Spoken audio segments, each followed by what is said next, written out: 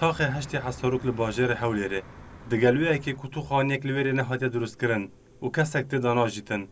لهیکل سه مزگفتا تدا هاته درست کرن مزگفت نزیکی اکم برنگه که دو مزگفت جوان مزگفتا تنه 100 متر دیریا دناور وان دایا و لگورن ماین وزارت اوقافه نابی دیریا دناور دو مزگفتان دا 1 کیلومتر که کمتر بید تا دروستکردنی مزگەوت پەیوەندی بە وەزارەتی ئەوقاف هەیە زیاتر بەس مەسائلی فەنی و مەسائلی با بڵێن دیزاین و ئیجازەی مۆڵەتی بینا پەیوەندی بە شارەوانی شارەوانی چار هەیە کە مزگەوت لۆ مزگەوت 1 کیلومتر 1000 متر بۆیە هەندێک جار وەزارەتی ئەوقاف بەرپرسیارە لەوەی کە مزگەفتێک ئەگەر نزیکتر بوو 400 متر بە ئیستیزنا بۆیان دەکرێت تاخ حساروک ارده خو پروکریه و بریار دداهاتی دا ولاتی خانیان خود دا آوادان بکن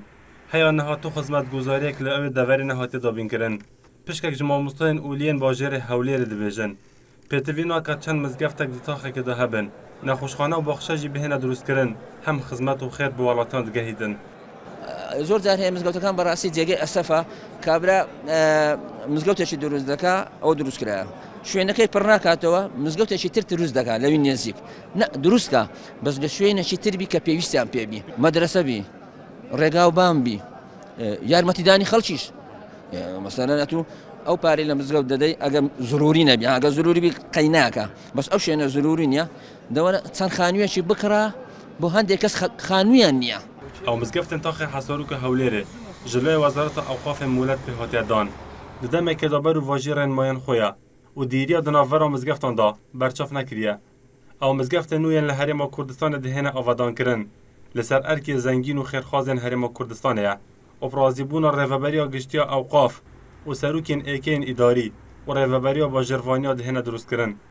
او لگرچی هشتی حساروک دو مزگود لتنیش دیکن که رنگ هر دوکان نزیکەی 2 ملیۆن دلاری تێبچێ لە کاتێکە هیچ ماڵێک لەو سنوورە نییە ڕێنمایی ئێمە بۆ خەڵکی کوردستان و بە دەوڵەمەندەکانەوەیە کە دروستکردنی مەکتەبێک خەستەخانەیەک هەمان خێری دروستکردنی مزگەوتیە و مامۆسایانی ئاینیش ئەویان تاکید کردوەوە لەگۆڕ داوی ئامارین وەزارەتە ئەوقافە حکوومەتە هەرێما کوردستانê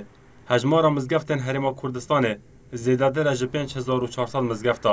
و لە شەشمەهên دەربازبووی دا 130 مزگەفتên نو لە هەرێما کوردستانê hatine avadankirin. Eyas Abdullahên Artî Hewlêr